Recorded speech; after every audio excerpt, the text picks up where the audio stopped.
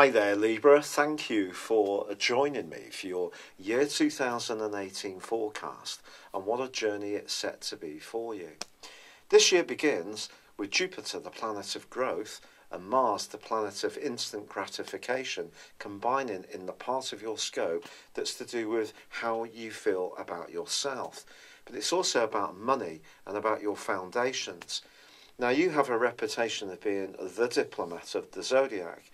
But of course, you're also a cardinal sign, so you very much can be a leader. But over the last few years, there's been such a big emphasis on your emotional life, your home situation, your family, where you live and who with, and that's not going to change this year. But of course, interweave with that has also been a lot of stuff about relationships. But it's a rare Libran that doesn't appreciate the good things in life. And this combination between Jupiter and Mars is going to give you a lot of appetite to enjoy the good things in life all through 2018. So if you want to be really strict about a diet plan, I do think it's going to take a degree of real self-discipline. Now, of course, what's really important to you too this year is the progress of Venus, your ruler. And from September the 6th, for 12 and a half weeks of the last third of the year, Venus is going to be in the second house too.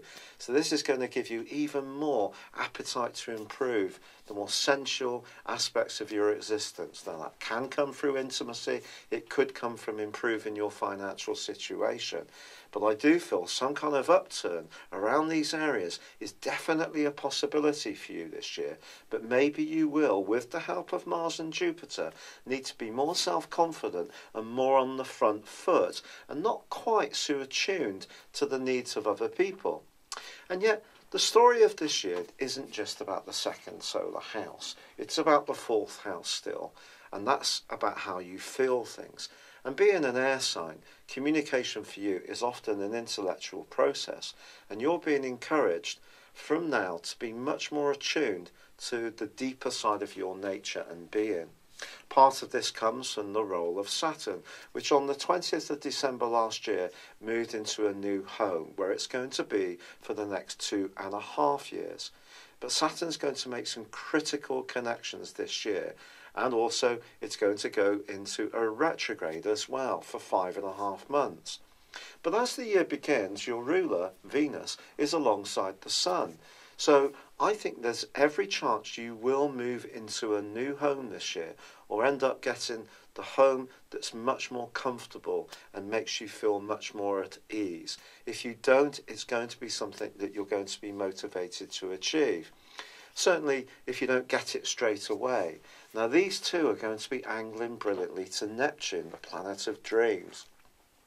Neptune for you since 2/12 has been in your part of your situation to do with sacrifice, and it continues there this year.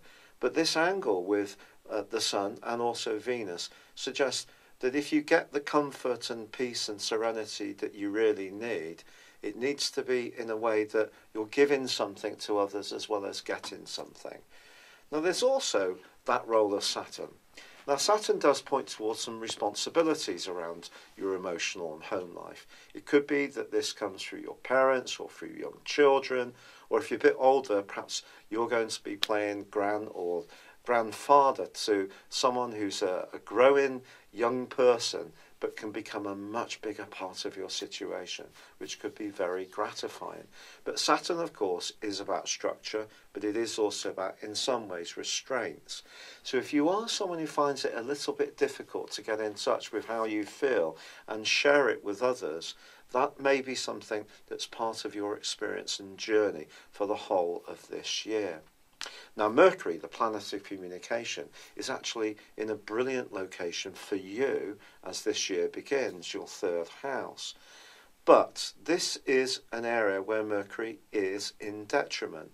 So it's just saying to you that you can very easily move through the gears when it comes to your intellect. You can work at a certain level and you can work very effectively. But really the stars are pushing you to open up, to get much more in touch with what makes you a truly contented person. Happiness can be elusive in life, but this is your year to try to find that contentment.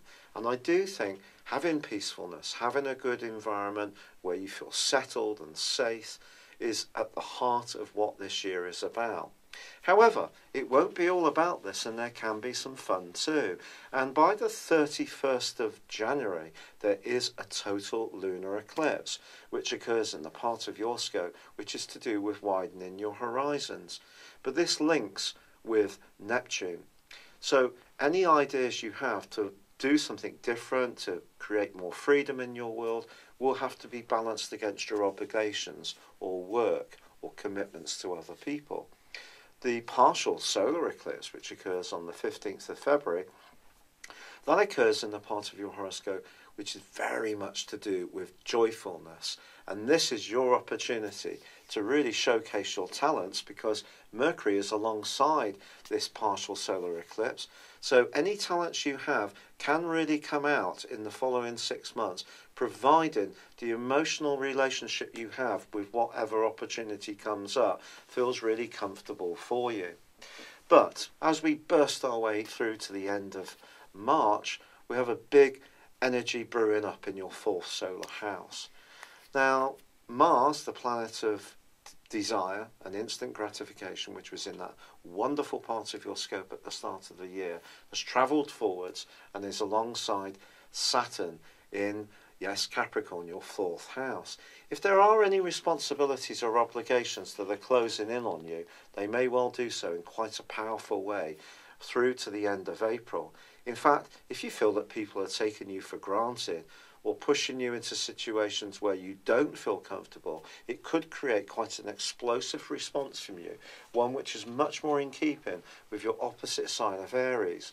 And that can be you. If you're pushed and people don't listen to the fair-minded or even-handed approach that you often apply to situations, there is only so much you can take, and you may find yourself being a lot more defensive. But in a more positive way, this can be your opportunity to create the home existence or family life that you really feel you deserve. But it may mean coming into conflict with someone who perhaps tends to take you for granted, not recognise what you bring to their lives, tends to brush your needs to one side, and you will be prepared to make a very major stand. Not least because Saturn, the planet of structure, is going to go into retrograde from the 18th, and this lasts through to the 6th of September. So if there are responsibilities or obligations around your family, or something isn't working very well, this is the period you're really going to have to look at it with an earnestness. Now, of course, for some years now, Uranus, since 2011 full-time, and for 5.5 months in 2010, has been causing a degree of unsettlement and disruption around your closest relationship. At times you want to be up close and personal, at other times you want it to be a free spirit. But the remarkable thing is that in the middle of May, Uranus is going to move out of Aries, your 7th solar house, and into the 8th house. Now, the 8th house is about joint enterprise. It's about the things you share intimately. It's also about business interests, long-term financial planning.